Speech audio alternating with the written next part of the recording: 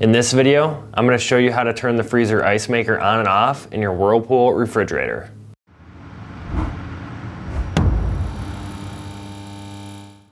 The freezer ice maker is located on the top left of the freezer compartment. This ice maker has an automatic shutoff arm. As ice cubes are made, they will fill the storage bin and raise the shutoff arm to the off position. When the arm is in the down position, the ice maker is on. When it is in the up position, the ice maker is off. To turn on the ice maker, flip the arm to the down position. To turn off the ice maker, flip the arm to the up position.